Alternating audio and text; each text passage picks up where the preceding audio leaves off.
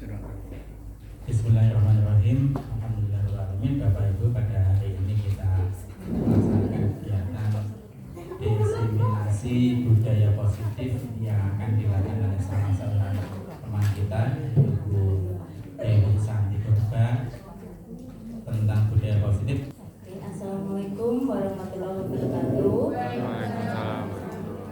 Sebelumnya saya mengucap terima kasih kepada Bapak Ibu semuanya sudah meluangkan waktu sebentar untuk mengikuti acara saya, yaitu diseminasi budaya positif modul 1.4. Sebenarnya Bapak Ibu sudah pernah melakukan ini mungkin ya, di Pak Nardi atau Pak Budi juga mungkin sudah pernah untuk budaya positif di sini. Baik, sebelumnya mungkin saya tekankan lagi, di sini saya memberikan informasi ya namungan. Jadi saya di sini bukan yang banyak tahu atau banyak informasi ataupun banyak pengalaman, tidak. Jadi di sini saya sifatnya hanya memberikan informasi dari materi-materi yang saya dapatkan dari guru penggerak ngoten. Jadi sifatnya hanya istilahnya memberikan materi mawon ngoten. Jadi bukan menggurui atau apa ngoten nggih. Seperti itu. Baik, langsung saja untuk menyingkat waktu mungkin musisi Pak Iwan. Saya meminta nanti Bapak Ibu aktif mawon nggih untuk kegiatan ini. Jadi minta kerjasamanya nggih.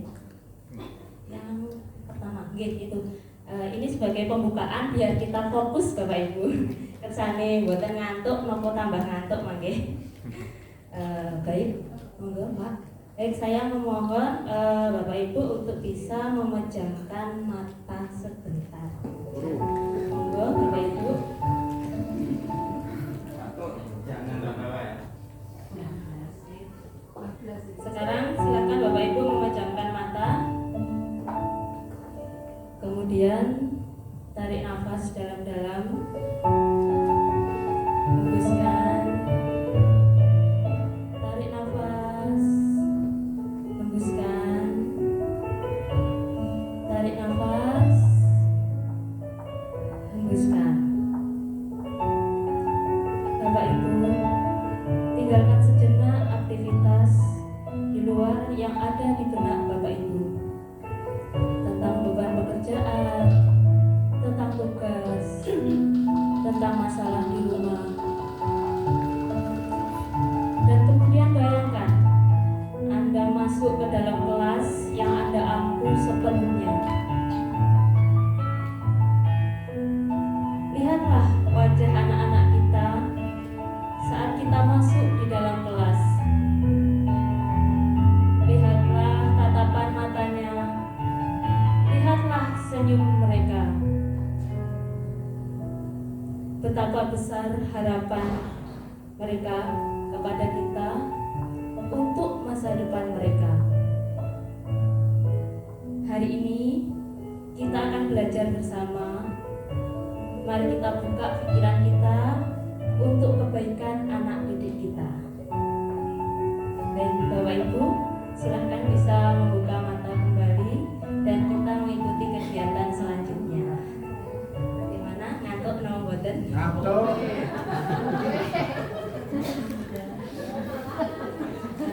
Pertanyaannya ngantuk apa orang mau lupa gitu. Baik Bapak Ibu, saya akan memutar video lagi. Jadi ini nanti mohon dicermati untuk video yang saya putar. Kira-kira apa makna dari video ini? Mohon dicermati rumiyin.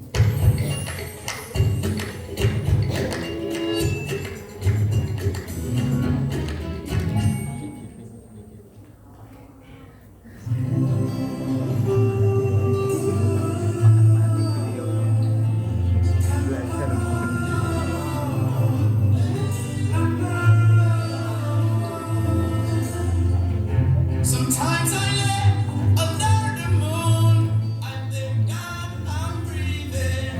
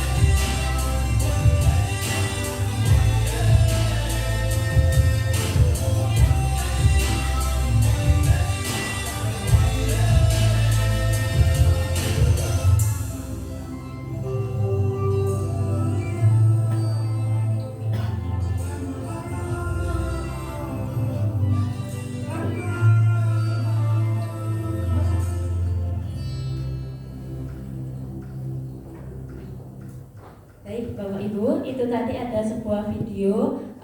Kira-kira dari video itu nilai apa yang kira-kira bisa kita ambil, Bu? Atau Bapak? Apa? Monggo. Sinten? Nilai apa yang bisa kita ambil dari video yang barusan kita tonton tadi? Ibu, kenapa? Saya tidak menunjukkan sebagai nilai apa gitu ya, mungkin nilainya dia nilai tentang budaya positif tentunya. Tapi maksud saya di sini pertama mungkin kita menilai, kita tidak perlu menganggap diri kita ini siapa. Terus yang penting kita itu bisa berbuat baik untuk yang lain. Itu pertama. Walaupun itu sekecil, perbuatan yang kecil sekalipun, tapi itu bisa menyenangkan orang lain gitu, maka itu termasuk salah satu budaya positif. Jadi misalkan anak tadi memberikan membantu membawakan bunga ya, itu kan ya sebetulnya tidak terlalu repot atau secara finansial tidak mengurangi apapun, tapi budaya-budaya seperti itu yang dimaksud sebagai budaya positif. Walaupun tadi ada orang yang bertato, tapi juga memperhatikan yang lain yang mungkin perlu bantuan. Jadi nilai-nilai budaya positifnya itu berarti untuk semua saja, kita siapa saja itu memang harus membudayakan atau membiasakan dengan budaya positif seperti itu. Mungkin intinya seperti itu. Jadi walaupun sekecil apapun menyenangkan orang lain di sekitarnya, itu dengan memberikan bantuan berupa berbagi materi yang walaupun hanya sepotong roti atau apapun, itu menurut saya budaya-budaya seperti itu saling membantu teman yang membutuhkan, itu disitulah budaya. Terima kasih Bu. Mungkin ada yang lain? Mungkin Bapak monggo. Ini telepon aktif.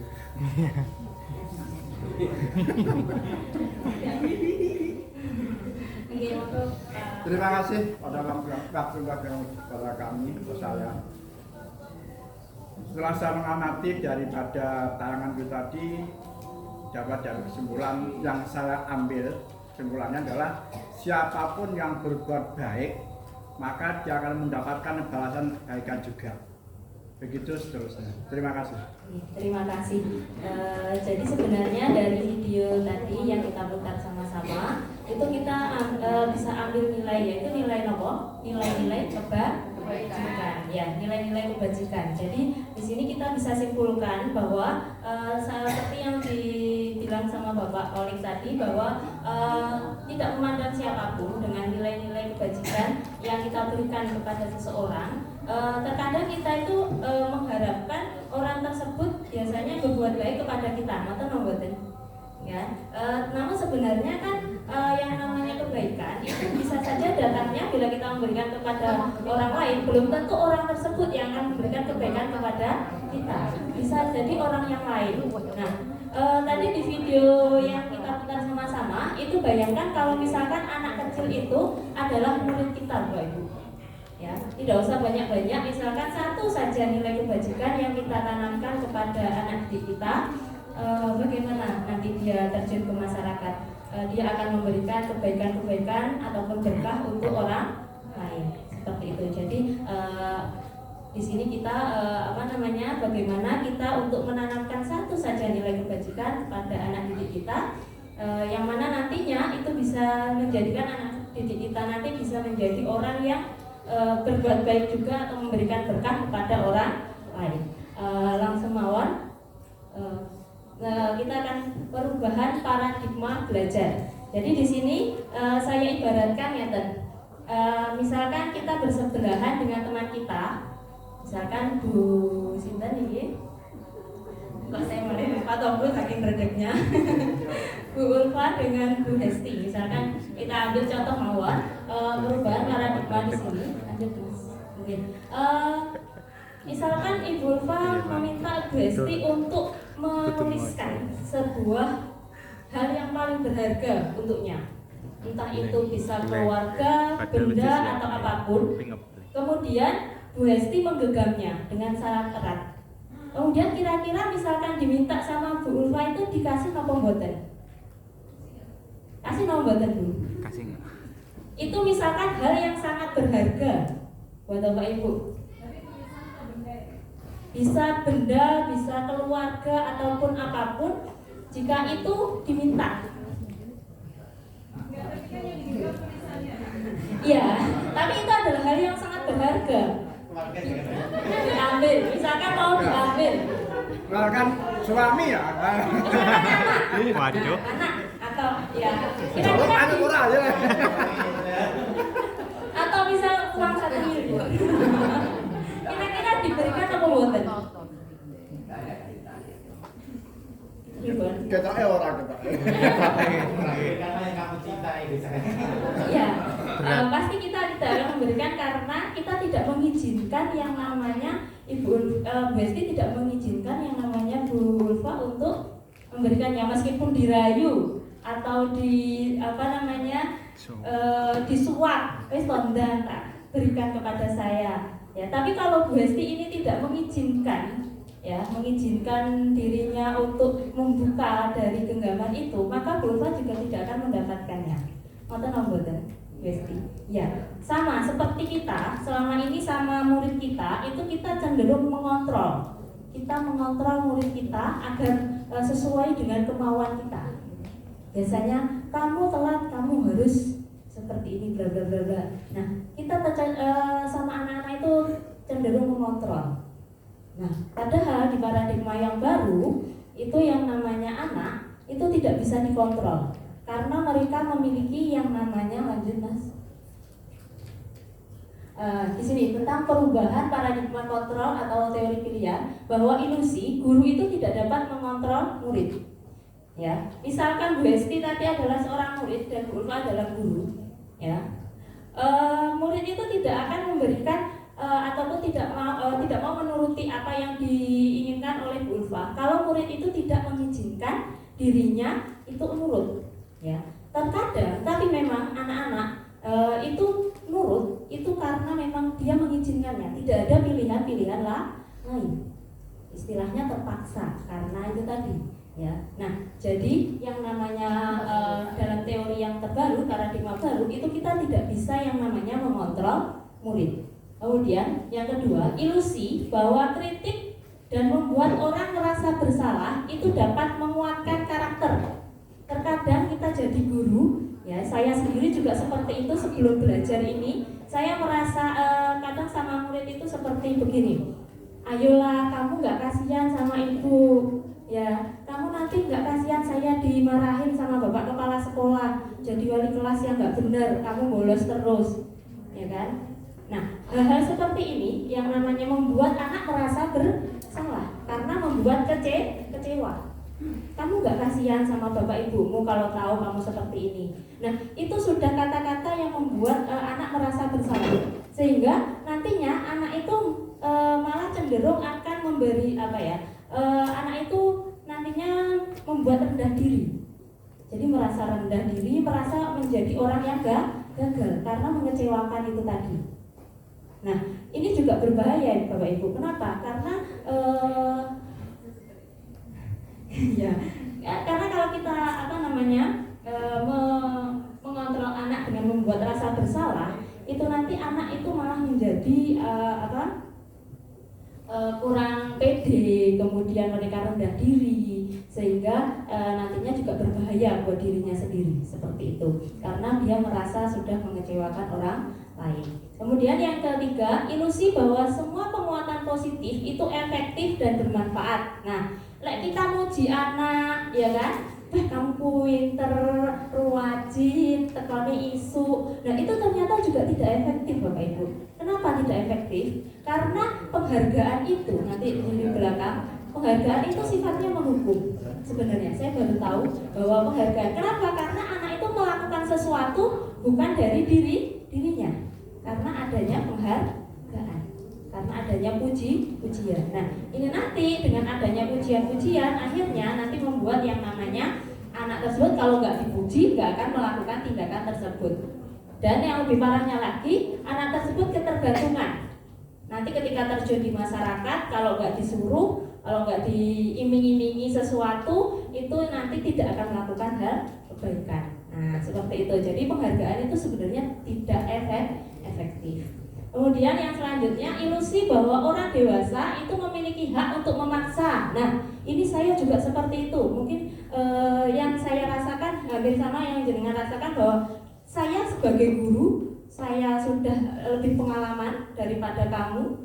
Ya, kamu saya sudah memiliki pengetahuan yang lebih, saya orang tua, sehingga bisa memaksa anak nurut sama kita, mendikte anak.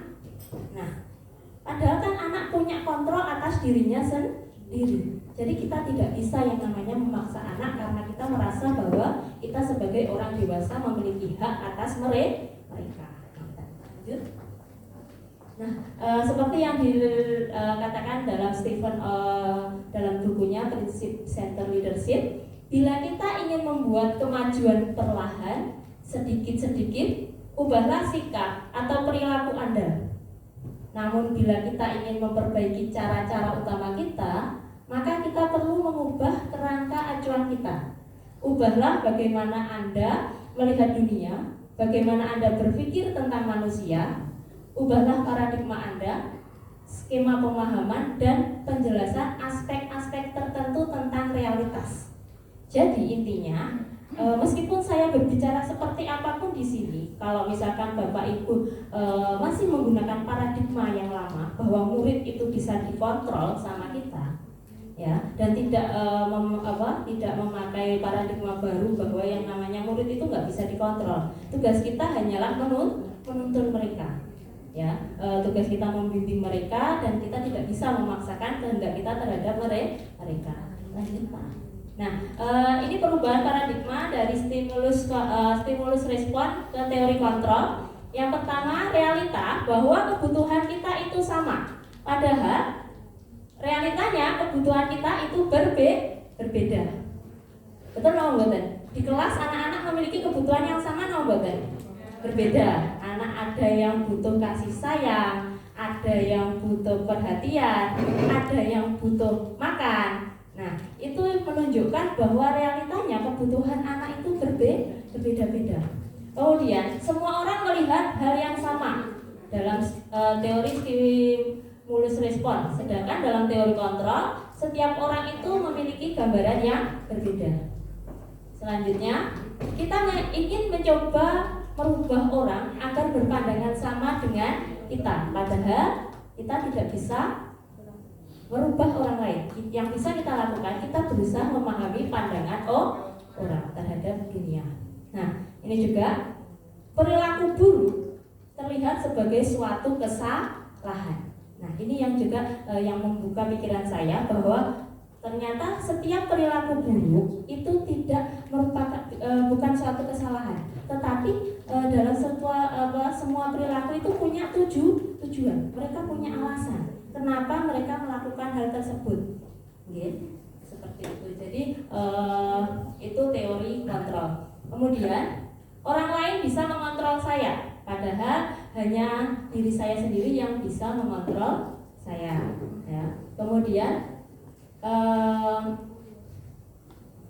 saya bisa mengontrol orang lain, hanya Anda tidak bisa mengontrol orang lain. Jadi tadi bahwa kita tidak bisa mengontrol orang lain. Kemudian pemaksaan adalah suatu jalan apabila bujukan itu gagal. Padahal kita bisa melakukan yang namanya kolaborasi dan konsensus untuk membuat pilihan-pilihan baru. Nah, ini yang nanti kita sebut dalam istilah restitusi. Mungkin Bapak Ibu yang sudah pernah mengikuti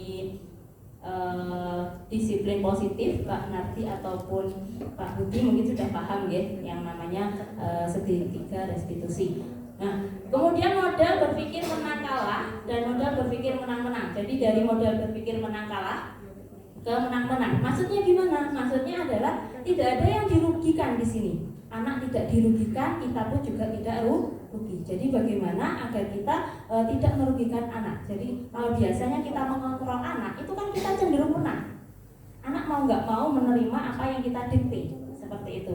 Nah, padahal dalam teori kontrol itu kita berpikiran sama-sama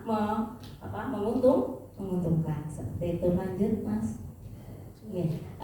Sekarang kita mulai untuk yang disiplin positif. Nah, disiplin positif ketika mendengar kata disiplin, apa yang terbayang di benak Bapak Ibu? Napa disiplin itu napa Bu? Bu Pipit, napa Bu Pipit ngantuk aja. Disiplin kalau di benak Bapak Ibu napa disiplin itu? Ini benar ini kok betul. Napa Bu monggo? Mungkin kalau disiplin itu di benak saya kayak apa seperti ketepatan, ke istiqomahan gitu. Istiqomah itu apa ya ajak disiplin ketepatan gitu. Jadi tepat melaksanakan sesuatu tepat gitu, pas gitu, pas gitu. Terima kasih Bu. Sepertinya Bu Ulfa mau memberikan pendapat nih mau. Kamu Bu Ulfa monggo Bu. Kalau menurut Bu Ulfa nopo disiplin itu nopo Bu?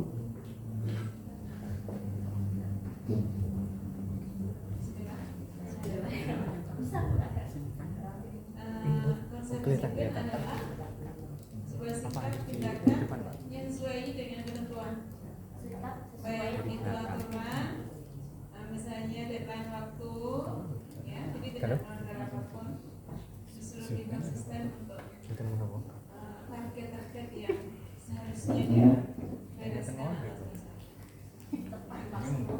Konsisten ya. Konsisten. Semacamnya.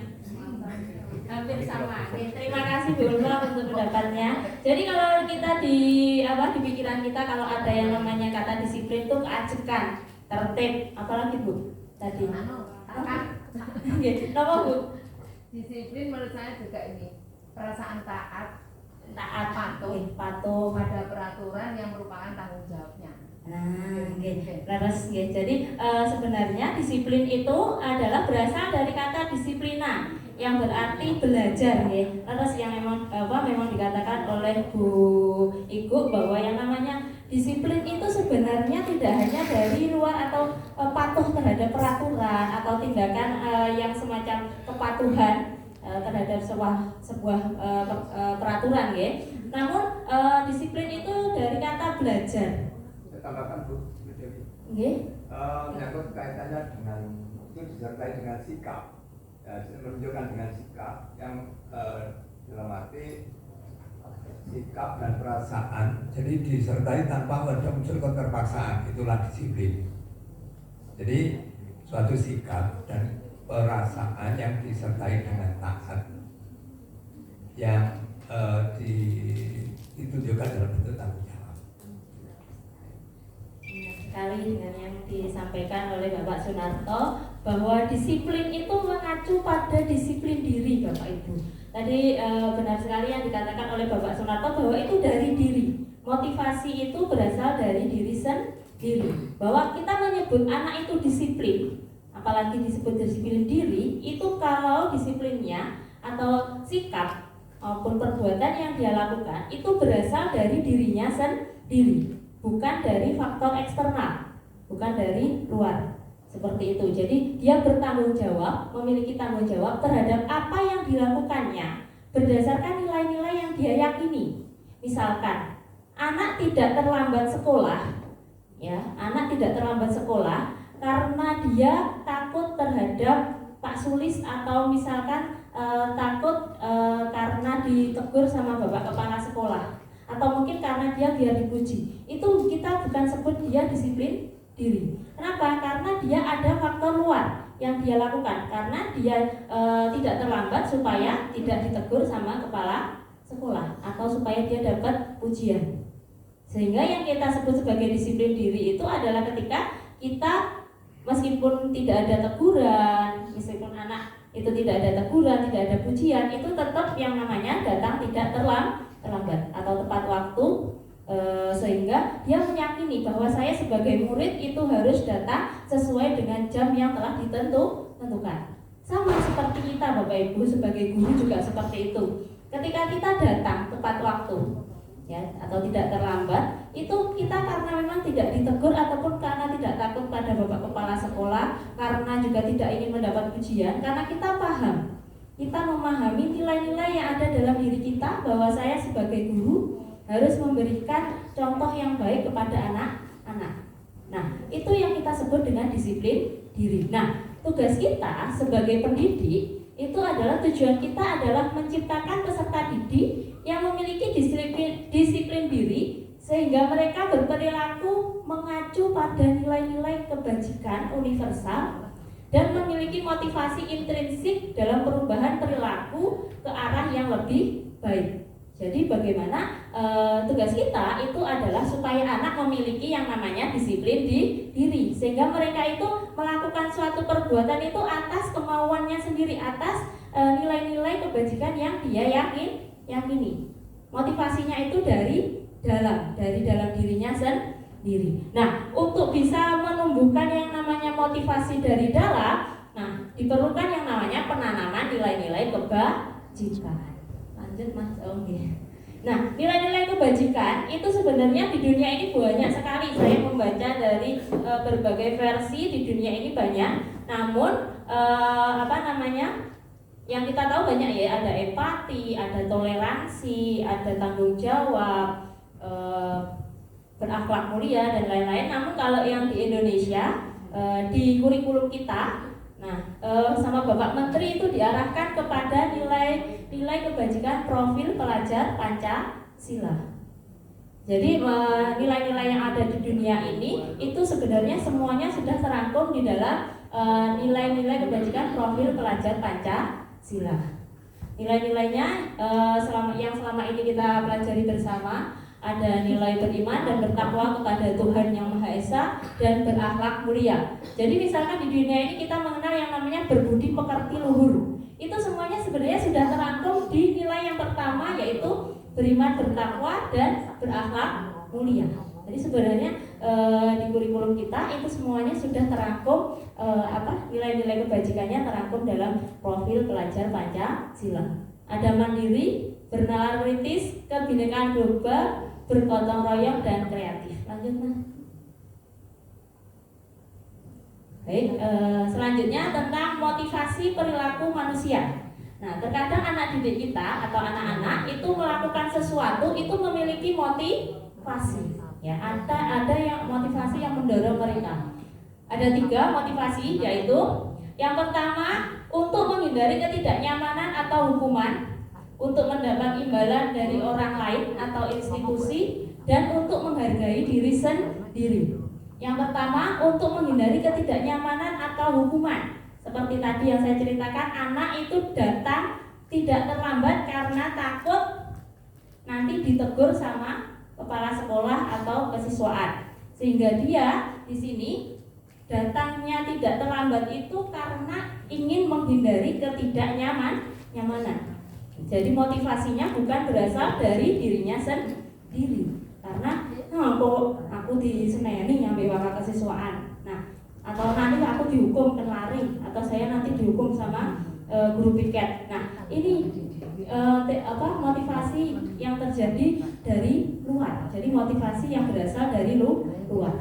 Kemudian yang selanjutnya untuk mendapat imbalan dari orang lain atau institusi. Tadi saya bilang untuk mendapat pujian. Bahwa sebenarnya yang namanya motivasi karena kita melakukan sesuatu, jika motivasi kita adalah untuk mendapat pujian, sanjungan, penghargaan dan sebagainya, itu tidak efektif. Nanti akan kita bahas tentang penghargaan itu sebenarnya adalah menghukum.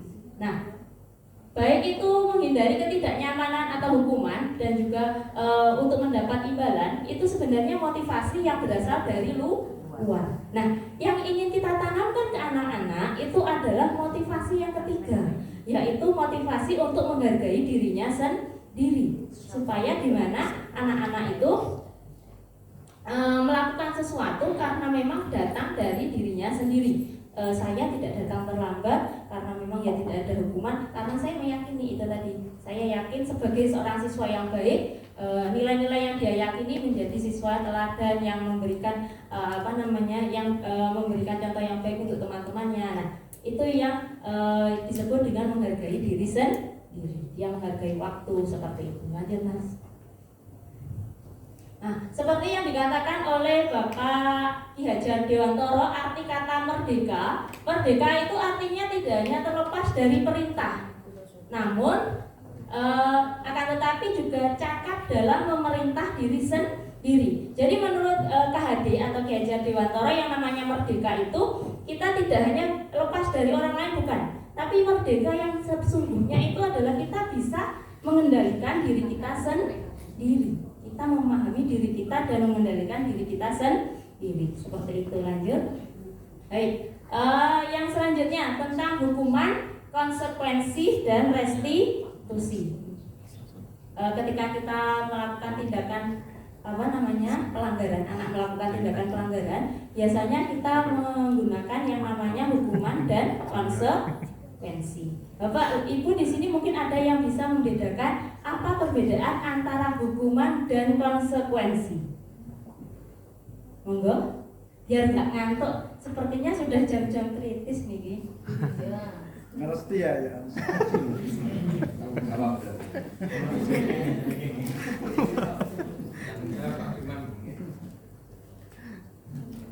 Kenapa Ibu? Apa perbedaan antara hukuman dan konsekuensi? Ada yang mungkin pernah dulu mengikuti budaya positif dari Pak Narti ataupun Pak Budi masih ingat tentang apa itu perbedaan. Jadi selama ini kalau kita anak melakukan suatu tindak kesalahan atau pelanggaran, biasanya yang kita lakukan adalah dengan hukuman atau konsekuensi. Lanjut Mas.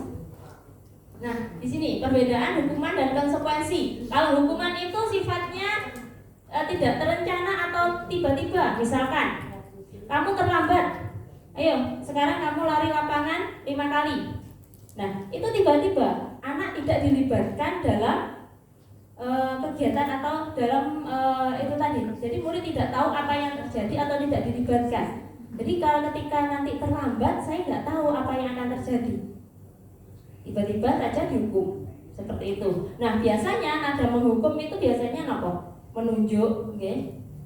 Bahkan hukum itu tidak hanya bentuknya fisik, tapi juga bisa bentuknya Verbal. iya, verbal. Ya, meskipun anak kelihatannya biasa saja, ketika kita bentak atau kita olok, ya, itu sebenarnya kan anak itu menyimpan luka di hatinya, ya kan, dendam. Nah, itu berbahaya Bapak Ibu. Kenapa? Karena bisa saja dia menjadi agresif atau mungkin melukai dirinya sendiri juga. Seperti itu. Jadi hukuman fisik maupun psikis. Jadi misalkan diolok-olok, dasar kamu malas, nggak pernah datang tepat waktu, sudah gitu kamu selalu tidur di kelas. Nah, ini bentuk-bentuk hukuman secara verbal itu tadi. Ya. Sedangkan konsekuensi, kalau konsekuensi itu dia sudah terencana Bapak Ibu. Jadi konsekuensi itu adalah dibuat karena sudah ada kesepakatan antara murid dengan guru. Misalkan kamu terlambat masuk kelas 15 menit, karena kita sudah sepakat bahwa kamu harus mengganti 15 menit itu di jam istirahat. Dan itu yang disebut konsekuensi. Konsekuensinya apa kalau kamu terlambat kemarin?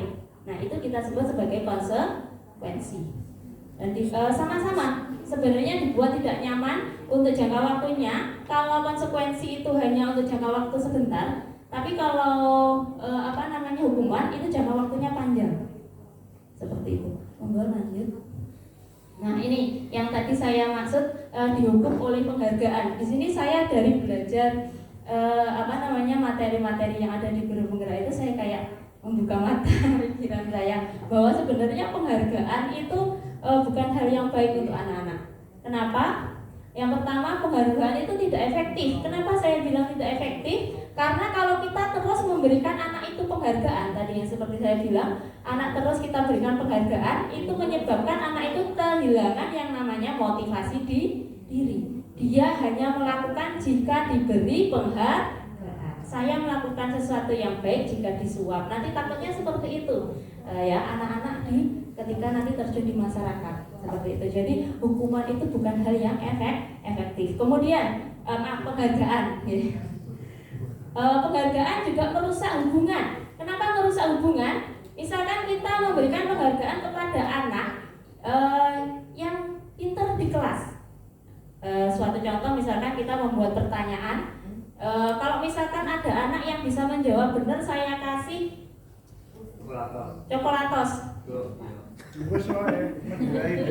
Dhisik dari salur ke sama lah. Loh, double. Misalkan saya berikan apa namanya coklat seperti itu. Nah, itu sebenarnya nantinya merusak hubungan antara anak dengan teman-temannya. Kenapa? Karena hanya anak-anak itu yang bisa menjawab pertanyaan. Anak-anak yang pintar itu. Alah Bu, wis paling si A kalau yang jawab, sing pinter jawab wis ben tidak ya sampean kayak ikut coklatos. Nah, itu menyebabkan dia ada hubungan atau ada hubungannya menjadi renggang dengan teman-temannya. Secara nggak langsung kita membuat hubungan anak itu dengan teman-temannya menjadi renggang. Karena itu tadi, karena memberikan penghargaan yang menyebabkan ini teman-temannya. Kemudian juga penghargaan itu mengurangi ketepatan. Ada riset yang menyebutkan di luar negeri sana anak yang sekelompok anak laki-laki diberikan yang namanya tugas atau sebuah pertanyaan untuk menebak sebuah kata. Nah, ada anak yang diberikan permen dan ada yang tidak. Nah, dari riset itu ternyata anak yang diberikan permen itu malah menebaknya itu kurang tepat daripada anak-anak yang tidak diberikan permen. Jadi dari studi riset tersebut dapat disimpulkan bahwa sebenarnya yang namanya penghargaan itu mengurangi ketepatan. Kemudian juga penghargaan itu menurunkan kualitas. Ada studi juga mahasiswa yang diberikan bayaran karena berhasil membuat yang namanya artikel yang baik. Nah, dia akhirnya kualitas dia hanya mentok di situ saja. Ya karena harus mendapat bayaran itu tadi, sehingga dia akhirnya mentok di situ saja. Nah, kemudian juga penghargaan itu mematikan kreativitas. Kenapa mematikan kreativitas? Jadi misalkan kita disuruh untuk membuat puisi, misalkan ini anak-anak membuat puisi. Nah, anak yang dikasih tahu nanti suruh memikirkan hadiahnya nanti apa, itu kreativitasnya malah berkurang daripada anak yang tidak dikasih tahu akan ada hadiah seperti itu. Jadi penghargaan itu menurunkan kreativitas. Kemudian juga penghargaan itu menghukum. Di sini saya sebut penghargaan itu menghukum. Kenapa? Menghukum yang tidak mendapat penghargaan. Misalkan, kenapa di kurikulum Merdeka itu kita tidak ada ranking? Itu juga salah satunya ini. Karena penghargaan itu ternyata menghukum yang lain yang tidak mendapat ranking. Misalkan ada si A yang mendapat ranking 1 mendapat penghargaan, itu akan menghukum si B yang peringkatnya di peringkat kedua. Dia menjadi orang yang gagal. Sehingga akhirnya yang namanya penghargaan itu akan menghukum yang lainnya. Itu yang saya sebut penghargaan itu sama halnya dengan menghukum. Lanjut, waktunya sudah habis.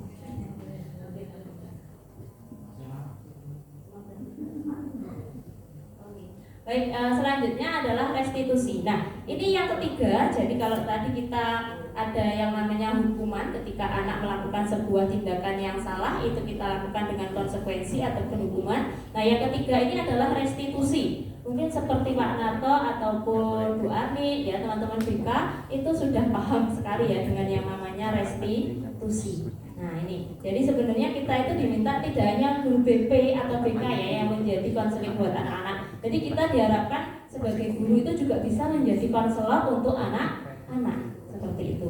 Nah, restitusi itu apa? Restitusi adalah proses menciptakan kondisi bagi murid untuk memperbaiki kesalahan mereka sehingga mereka bisa kembali ke kelompok mereka dengan karakter yang lebih kuat sehingga anak tidak disalahkan.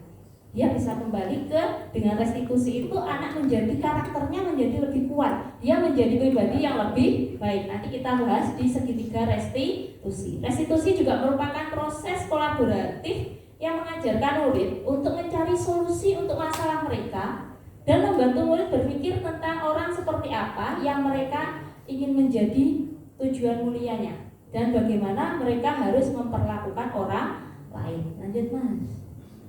Nah, sebelum kita melakukan restitusi, yang kita lakukan adalah keyakinan kelas. Nah, kenapa keyakinan kelas? Kenapa tidak peraturan? Nah, ini sering sekali ditanyakan. Dulu Pak Nanti kayaknya pernah menanyakan itu. Ada yang masih ingat jawabannya? Kenapa harus keyakinan kelas, bukan peraturan kelas? Aku podo ae, intinya ya podo, ya enggak? Nah, ada yang bisa menjawab? Mungkin yang pernah ikut mungkin mantap saja ya. Belum, mungkin ada yang masih ingat dulu. Kenapa Maaf, kenapa keyakinan bukan peraturan?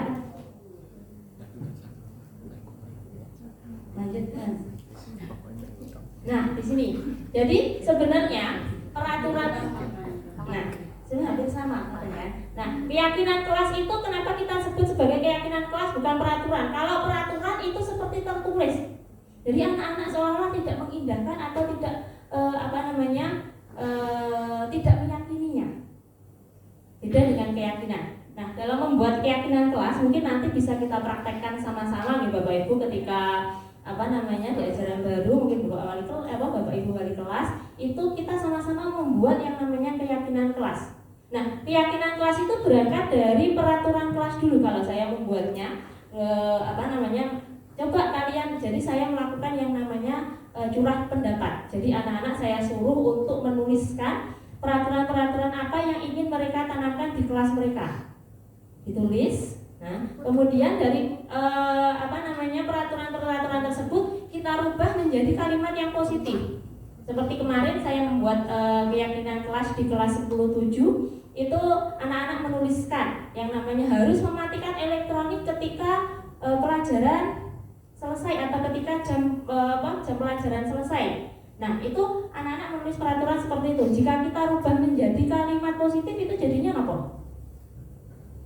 Atau yang lain mungkin yang lebih mudah, anak-anak kemarin juga menuliskan dilarang membuli temannya. Nah, itu kalau di kalimat positif jadinya apa? Saling menghargai. Nah, gitu. Nah, saling menghargai. Nah, di situ nanti dari kalimat-kalimat positif itu nanti kita buat sebuah nilai.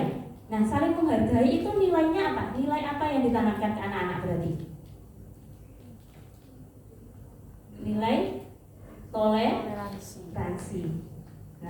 Nah, jadi anak-anak yang saya lakukan kemarin yaitu menuliskan yang namanya itu tadi, kemudian dari kalimat-kalimat perintah peraturan yang bentuknya dilarang, ya harus seperti ini, harus seperti itu dirubah dulu ke kalimat positif. Jadi anak-anak merubahnya, anak-anak gak usah diminta, itu sudah bisa sendiri kemarin itu. Jadi seperti harus mematikan yang namanya elektronik, mengikut jadwal piket, harus piket dan sebagainya. Nah, itu dirubah dari kalimat positif yang intinya adalah menjaga fasilitas sekolah. Nah, itu dirubah ke nilai yang harus mereka tanamkan di kelas mereka, yaitu nilai selain tadi ada toleransi, anak-anak nilai tanggung jawabnya. Tidak usah banyak-banyak, 3 atau 4 saja nilai yang bisa kita tanamkan di kelas kita. Nah, itu nanti anak-anak diminta untuk menuliskan nilai-nilai yang mereka yakini di kelas tersebut. Jadi anak-anak saya minta nulis di kertas besar, kemudian mereka meyakini di kelas tersebut harus ada toleransi, harus ada yang namanya tanggung jawab, dan juga disiplin. Kemarin 3 di kelas yang saya buat itu. Nah, itu kemudian ditandatangani sama seluruh warga kelas.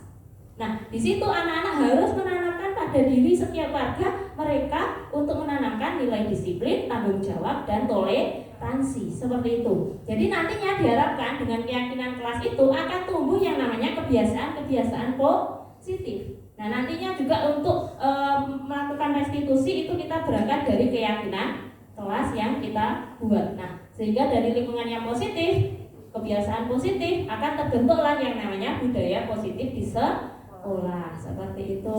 Lanjut, Mas. Nah, ini saya ambil dari video nih karena saya bikinnya video nggak ada fotonya. Jadi anak saya suruh untuk menulis di kertas sticky note gitu, terus kemudian dari situ saya suruh untuk merangkum peraturannya apa saja, dirubah ke kalimat positif dan nilai-nilai yang mau dilakukan. Lanjut, Mas Gunggung. Kemudian ini bukan sampai sampai tugas dari timnya. Kemudian yang selanjutnya ada kebutuhan dasar. Nah, ini sebenarnya kenapa kita mempelajari yang namanya kebutuhan dasar manusia? Sebenarnya anak-anak melakukan tindakan kesalahan ataupun melanggar peraturan atau tindakan-tindakan yang lain yang tidak sesuai, itu sebenarnya ada yang namanya kebutuhan yang tidak mereka dapatkan. Seperti itu. Nah, untuk itu kita sebagai guru juga belajar kebutuhan-kebutuhan dasar apa sih sebenarnya. Nah, kebutuhan itu ada 5 kebutuhan dasar manusia. Ada nilai bertahan hidup, kasih sayang dan rasa diterima, penguasaan, kebebasan dan kesenangan. Bertahan hidup kita seperti makan, minum dan sebagainya. Kasih sayang dan rasa diterima, penguasaan, merasa bisa, ya, merasa dianggap, didengar, ya. Kita dianggap, didengar, diakui di kelas itu sebuah kebutuhan penguasaan. Anak juga butuh seperti itu, ya kan? Kadang ada yang tidak merasa diterima di kelasnya, seperti itu. Okay. Kemudian kebebasan, mandiri, bisa memiliki pilihan, mencoba hal baru, juga kesenangan. Seperti contohnya misalkan dulu saya di waktu di sekolah saya yang lama itu ada anak yang sering mengambil pulpen di kelas yang lain. Seperti itu. Nah, itu kalau kita identifikasi kebutuhan apa yang dia lakukan, tergantung alasannya. Kalau misalkan alasan dia karena dia tidak bisa tidak memiliki uang atau tidak mampu untuk membeli pulpen, berarti dia kebutuhan dasar akan bertahan hidup yang dia butuhkan. Namun jika dia mengambil pulpen di kelas yang lain itu karena dia ingin diperhatikan sama gurunya, pengen dipanggil, ya kan? Nah, itu berarti dia butuh kasih sayang, butuh rasa diterima, perhatian. Mungkin di rumahnya dia kurang perhatian dari orang tuanya atau keluarganya. Nah, tapi misalkan anak itu mengambil pulpen teman di kelas yang lainnya karena dia ingin ditakuti, ya, ingin dianggap, ya, ingin dianggap ataupun ditakuti sama teman-teman yang lain. Berarti dia butuh akan penguasaan. Seperti sama, kalau misalkan dia mengambil pulpen itu supaya dia, ya, karena dia senang, bentanya wancani pegel dia senang. Nah, itu berarti dia butuh yang namanya kesenangan itu. Dia tidak mendapatkannya di rumah. Seperti itu, Bapak Ibu. Ya, lanjut, Mas. Sudah. Nah, sekarang selanjutnya ke posisi kontrol restitusi. Ada 5 posisi kontrol restitusi, yaitu menghukum, membuat rasa bersalah, teman, pemantau, dan manajer. Nah, ini mungkin juga sudah sering kita dengar bahwa ketika anak melakukan sebuah tindakan, itu posisi apa yang kita lakukan? Apakah kita sebagai penghukumkah? Sebagai membuat rasa bersalah? Sebagai teman? Sebagai pemantau? Atau sebagai manajer? Sebagai penghukum, tadi sudah saya jelaskan, ya, bahwa kita kalau mengambil kontrol sebagai penghukum berarti cirinya bagaimana? Cirinya malah keren. Nah, sambil menunjuk, berkata kasar, kemudian dengan suara keras ataupun melotot, itu sebagai yang disebut sebagai posisi kontrol sebagai penghukum. Kemudian juga sebagai pembuat rasa bersalah.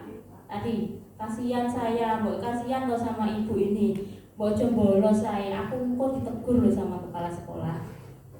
Atau misalkan kamu tidak kasihan sama ibumu, nanti lek tahu kamu seperti ini, mesakne loh ibumu wis kerja koyo ngono, awakmu koyo ini. Nah, itu sebagai membuat rasa bersalah. Nadanya itu halus Bapak Ibu, tapi itu sebenarnya membunuh, bukan membunuh. Tapi itu sebenarnya malah menusuk. Kenapa? Karena dengan adanya yang namanya itu membuat rasa bersalah itu tadi, anak itu memendam emosinya malahan. Kenapa? Karena dia merasa menjadi orang yang gagal. Jadi posisi kontrol yang kita gunakan apabila kita menggunakan yang namanya penghukum maupun membuat rasa bersalah, itu menyebabkan yang namanya anak itu menjadi orang yang gagal. Dia merasa menjadi orang yang gagal. Nah, ini yang ketiga, posisi sebagai teman. Nah, di sini posisi sebagai teman itu juga sering saya gunakan. Bapak Ibu mungkin juga sama, ya. Ketika ada anak bermasalah, kita bisa mengambil posisi kontrol sebagai teman. Seperti apa posisi sebagai teman itu? Ya, kita seperti bergurau, bercanda. Ayolah demi ibu seperti ini. Atau misalkan nggak apa-apa, nanti biar saya tangani. Wes kamu masuk Nah, jadi seolah-olah kita dekat dengan anak. Tapi sebenarnya posisi sebagai teman itu ada efek negatifnya. Apa Bapak Ibu efek negatifnya kalau kita mengambil posisi kontrol sebagai teman? Apa Bu? Tidak mandiri. Kurang sopan atau berani, dan ada anak itu jadi tergantungnya Betul. cuma sama bapak ibu guru itu Kurang saja, respect sama karena dia dekatnya sama bapak ibu guru itu, jadi anak itu akhirnya apa? Manutnya ya mungkin cuma bapak ibu guru itu saja, Pada nilai. ya. Karena kita itu tadi Bro. mengambil posisi kontrol sebagai, mungkin karena dia merasa teman, juga dia akhirnya seenaknya sendiri seperti itu. Itu yang negatif dari posisi kontrol sebagai teman. Kemudian sebagai pemantau. Nah, ini yang sebagai pemantau. Nah, kita kadang juga seperti itu melakukan ketika anak melakukan kesalahan, kita sebagai pemantau. Dengan apa? Dengan pemantau itu ya seperti kita mengawasi anak mana yang tidak melakukan tidak menaati peraturan, konsekuensinya apa ya kamu harus menjalankan konsekuensi tersebut. Itu yang disebut sebagai pemantau. Kemudian di sini ada yang selanjutnya sebagai manajer. Nah, ini adalah posisi yang sebenarnya ideal untuk kita sebagai guru di sekolah. Itu posisi yang ideal adalah sebagai manajer. Sebagai manajer itu apa? Ya untuk menuju proses sebagai manajer itu kita juga harus melalui ini Bapak Ibu, memang kita tidak langsung sebagai manajer itu tidak ya. Terkadang kita juga bisa menjadi teman ataupun pemantau kepada anak-anak. Tapi nanti endingnya ketika menyelesaikan masalah itu kita diharapkan bisa mengambil kontrol sebagai manajer. Manajer itu apa sih artinya? Mengelola, benar. Nah, yang namanya mengelola berarti ya kita membimbing anak untuk nanti di restitusi itu kita sebagai guru itu posisi yang kita gunakan adalah sebagai manajer, di mana kita membimbing anak itu menemukan solusi atas permasalahan seperti itu. Lanjut Mas Dewa. Ini yang terakhir Bapak Ibu pas setengah 1 segitiga restitusi. Nah, ini diharapkan kita sama-sama nanti sebagai pendidik di sini di SMA Negeri 1 Sukajaya itu kita bisa menerapkan yang namanya segitiga restitusi. Apa sih sebenarnya segitiga restitusi itu? Mungkin Pak Nato sudah sangat familiar dengan itu. Restitusi sudah sering ya Pak? Mengembalikan kerugian. Itu kalau tidak salah ini konteks mungkin bahasa Indonesia yang lebih paham katanya. Kalau di dalam bahasa Indonesia mungkin benar-benar nanti cocokkan dengan pakar-pakar bahasa Indonesia. Mengembalikan kerugian kalau tidak salah istilahnya badan katanya. Terus ini tadi nyebutkan betul Bu Dewi dari Bapak Ibu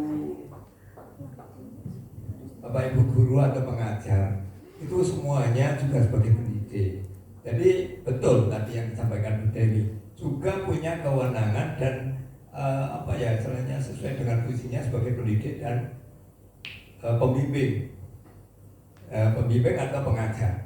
Nah, dalam arti Bapak Ibu guru juga punya kewenangan untuk melakukan konseling. Dalam arti begini Bapak Ibu, konseling itu merupakan suatu teknik sebenarnya juga bisa diterapkan untuk Bapak Ibu semuanya. Jadi tidak semua anak yang menyimpang perilaku itu tidak serta-merta kono yang BK, kono yang BP. Ini yang sering saya dengar. Nah ini Bapak Ibu juga ambil peran seharusnya. Begitu Pak Yasin nggih. Nah, setidaknya ya juga paling tidak sebagai manajer tadi, sebagai fungsi kontrolnya. Kalau saya setuju sekali tiga-tiganya dipadukan Bu Dewi. Sebagai teman, juga sebagai manajer dan juga sebagai pemantau. Nah, karena kalau Bapak Ibu sebagai manajer perannya memang wajar kalau bertanya-tanya, suatu contoh. Ini yang selama ini yang perlu dirubah untuk terutama dari Bapak Ibu yang sering memberikan misalnya unsur justice atau hukuman. Harus ditanyakan dulu faktor penyebabnya. Kenapa kamu terlambat? Kamu tadi naik apa? Dan kenapa motormu? Nah itu juga perlu ditanyakan faktor penyebab. Kemudian yang kedua, dalam arti sebagai pembimbing atau melakukan sebagai konselor. Pembimbing ya, kalau kata lain sebenarnya konselor itu. Ini Bapak Ibu juga istilahnya memberikan pandangan pada anak berbagai alternatif. Kemudian anak nantinya akan memilih dari alternatif itu. Nah, itulah gunanya dalam arti yang namanya memandirikan individu. Ini kan Bu Cantik. Terima kasih ya. Terima kasih banyak Pak Narto untuk masukannya, benar sekali. Jadi yang sebenarnya bahwa sebenarnya tugas untuk membimbing anak itu tidak hanya diserahkan kepada BP. Jadi kita sebagai pendidik itu harus bisa yang namanya memanajer atau istilahnya itu adalah mengatasi permasalahan anak. Jadi kita itu tugas guru adalah sebagai konselor juga gitu. Nah, ini kita dikenalkan dengan yang namanya segitiga restitusi. Sebenarnya kalau diamati segitiga restitusi ini kita sebenarnya sudah pernah melakukan. Mungkin hanya saja tahapannya yang mungkin kita tidak tahu artinya seperti itu. Jadi tahapan segitiga restitusi di situ yang pertama itu adalah menstabilkan identitas. Apa itu menstabilkan identitas? Jadi ketika anak itu melakukan kesalahan, itu kita jangan langsung menghardik atau memarahinya. Yang kita lakukan adalah menstabilkan identitasnya, yaitu apa? Membuat dia merasa tenang dulu. Ya, untuk menghilangkan emosinya dulu, membuat dia di suasana yang netral seperti itu. Jadi misalkan ada anak yang berkelahi, itu kita buat anak-anak itu netral dulu. Ya, meredam emosinya anak. Kemudian kita memberikan kata-kata persuasif seperti nggak apa-apa. Ibu dulu juga waktu SMA juga sering bertengkar. Seperti itu. Jadi kata-kata yang intinya mendukung anak itu. Tapi bukan berarti kita mendukung perbuatannya, bukan ya. Tapi dalam artian itu seolah-olah itu kita kayak menstabilkan emosinya dulu gitu loh Bapak Ibu. Jadi yang kita lakukan pertama biasanya biasanya jenengan kalau ada anak yang bermasalah kan ditenangkan dulu. Nah itu sebenarnya namanya menstabilkan identitas. Apa-apa saya juga pernah salah kok. Mas saya dulu juga pernah yang namanya membolos seperti itu atau nggak usah takut, kita cari solusinya, jangan nangis. Nah seperti itu kita melakukan yang namanya menstabilkan identitas. Nah setelah anak itu sudah tenang, sudah stabil dalam posisi yang tenang, baru kita tanya, foto mau jadi. Nah ini yang disebut sebagai validasi tindakan yang salah. Kita menanyakan alasan dibalik apa yang dia lakukan. Di sini seolah-olah kita dalam namanya saja memvalidasi tindakan yang salah. Dan maksudnya itu adalah kita seolah-olah yang mendukung anak itu. Tadi yang saya bilang, tapi itu sebenarnya suatu cara supaya anak itu terbuka sama kita. Biar anak itu dekat dengan kita, terbuka sama kita, mau mendengar kita. Nah, itu kita memvalidasi dulu bahwa tindakannya nggak apa-apa. Ya. Saya paham dengan yang kamu lakukan. Kamu memang membela diri kamu merasa harga diri kamu direndahkan dengan oleh teman kamu. Saya paham kamu membela diri. Nah, itu yang disebut dengan validasi tindakan yang salah. Jadi yang kita lakukan adalah gimana supaya anak tersebut itu mau terbuka dulu sama kita. Nah, baru kemudian kita melakukan yang ketiga, yaitu menanyakan keyakinan. Kalau anak sudah seperti itu, sudah intinya berpihak ke kita, sudah di kita, memihak kita. Nah, baru yang kita lakukan adalah kita menanyakan keyakinan apa yang ia yakini, apa yang ingin kamu ingin jadi seperti apa kamu nanti. Kamu apa tidak ingin menjadi orang yang sukses, orang yang bertanggung jawab. Nah, kalau sudah seperti iya Bu, saya pengen sebenarnya. Nah, kalau gitu gimana cara kamu untuk bisa menjadi orang yang bertanggung jawab? Jadi di yang namanya menanyakan keyakinan itu intinya adalah gimana caranya supaya kita membimbing anak itu menemukan solusi atas permasalahan mereka. Ada suatu contoh misalnya, ada anak yang bermain bola. Nah, anak itu bermain bola dengan teman-temannya di kelas. Nah, secara nggak sengaja ternyata dia menjebolkan atap kelas. Ya. Nah, di situ nanti segitiga restitusi. Nah, kalau selama ini yang kita lakukan itu dalam menangani anak, itu yang namanya solusi dari kita kan. Nah, ya kamu wis jebolne atap, ya wis ganti dan kayak ngono. Nah, itu berarti solusi itu dari diri kita. Nah, tetapi dalam segitiga restitusi yang namanya menanyakan keyakinan, kita kembalikan ke anak. Kalau atapnya jebol seperti itu, terus gimana? Enak nggak dipandang di kelas itu? Terus dilihat, kelasmu sama kelas yang lain, kelasmu jadi kotor toh, jelek toh. Nah, terus ini gimana cara mengatasinya? Jadi anak berpikir Bapak Ibu, dan mereka itu bisa mencari solusi atas yang mereka lakukan. Jadi mereka diajari untuk bertanggung jawab. Jadi bener mereka sendiri yang berpikir kira-kira lek atapnya jebol terus piye ya kalian? Kok malah lek udan yang malah troco, aku kok lek misalnya kudanan apa kelasnya troco ya nggak penak. Nah, itu biar anak itu bertanggung jawab atas apa yang dia lakukan. Nah, dari situ dia akan ada ide-ide bahwa dia di sini menguatkan karakternya bahwa saya harus tanggung jawab Bu untuk memperbaikinya. Kira-kira butuh biaya berapa gitu Bapak. Nah, dari situ kita membimbing. Itu yang disebut dengan segitiga restitusi. Mungkin itu yang saya sampaikan tentang segitiga restitusi Bapak Ibu. Waktu sudah menunjukkan 12:30. Ini mungkin sebelum saya tutup, mungkin ada pertanyaan dari Bapak Ibu sekalian. Monggo. Mungkin sudah jelas. Nah, tinggal prakteknya nanti mungkin kita ketika ajaran baru mungkin kita bisa praktek sama-sama gitu Bapak Ibu untuk membuat keyakinan kelas. Terus nanti kalau misalkan ada anak bermasalah, coba kita pakai segitiga restitusi. Seperti apa hasilnya? Nanti kita bisa sharing sama-sama. Dan ada pertanyaan apa buatan sebelum saya tutup? Tidak ada sama sekali. Baik, untuk penutupan ini saya juga minta bantuan lagi ya Bapak Ibu untuk memejamkan mata lagi. Untuk memejamkan mata, sebentar.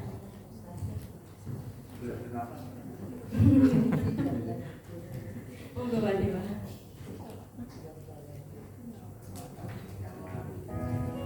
Baik, Bapak Ibu, monggo. Ini yang terakhir ya. Mari memejamkan mata sebentar. Marilah kita tarik nafas dalam-dalam. Kita hembuskan. Tarik nafas lagi. Kita hembuskan. Bayangkan Anda masuk di dalam kelas yang Anda ampu saat ini. Ingatlah satu hal yang membuat Anda merasa terganggu saat mengajar.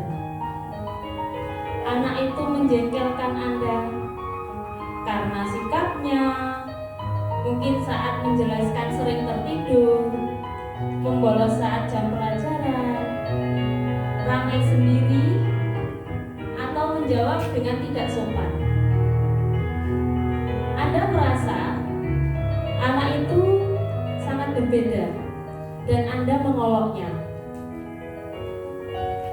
Tapi dalam hati kecil Anda masih ada rasa tidak tega, masih ada rasa sayang.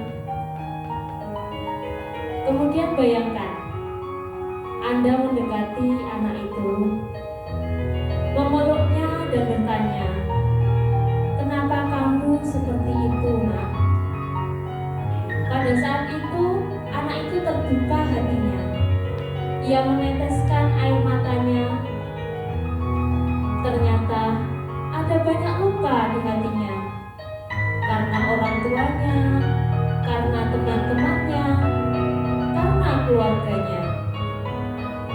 Kemudian Anda memeluk anak itu, memaafkannya, dan memberikan sebuah kebaikan. Dan hanya sebuah kebaikan. Kemudian bayangkan 10 tahun yang akan datang, anak itu datang kembali mengetuk pintu rumah Anda, menggendong anak kecil dan menggandeng pasangannya. Dia tersenyum kepada Anda, mencium tangan Anda. Dengan wajah gembira, ia menceritakan keberhasilannya, pekerjaannya, penghargaannya, keluarganya, dan kebaikan-kebaikan diri untuk orang lain. Bapak Ibu, anak-anak yang ada di hadapan Anda sebenarnya adalah benih-benih dari titipan Tuhan kepada kita. Kita hanya merawat, memberi pupuk, dan menyelamatkannya dari hama. Kita tidak punya kuasa untuk menuntut dan memaksa seperti apa yang kita mau. Yang bisa kita lakukan adalah menuntun mereka dan membiarkan mereka tumbuh sesuai dengan kodratnya.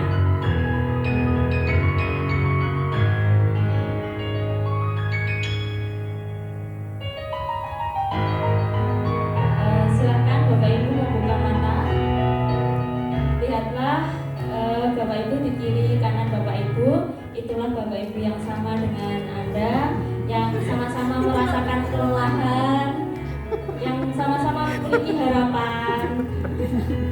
Ya, tetapi bahwa harapan meskipun seberapa menjengkelkan mulut kita, ya selalu akan ada harapan akan kebaikan-kebaikan kita. Jadi mari kita tepuk tangan untuk diri kita sendiri. Terima kasih, mungkin itu yang bisa saya sampaikan.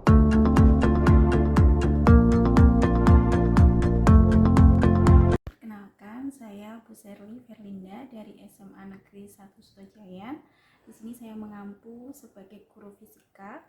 Setelah saya mengikuti kegiatan diseminasi oleh Bu Santi, hal yang dapat saya ambil, saya dapat meningkatkan pengetahuan saya dalam membersamai peserta didik, juga bagaimana menumbuhkan budaya positif pada siswa. Assalamualaikum warahmatullahi wabarakatuh. Ya, ini harusnya sudah di awal kemarin ya, tapi saya baru dapat materi tentang yang namanya keyakinan. Nah, ada yang tahu nggak keyakinan kelas itu? Benar ya. Jadi gini, nanti silakan ditulis di sini itu kamu apa saja keyakinan kelas yang ada di kelas misalkan.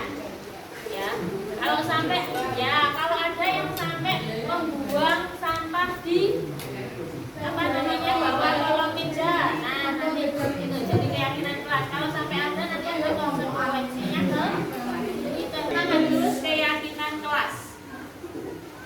Baik, ketua kelas tercinta.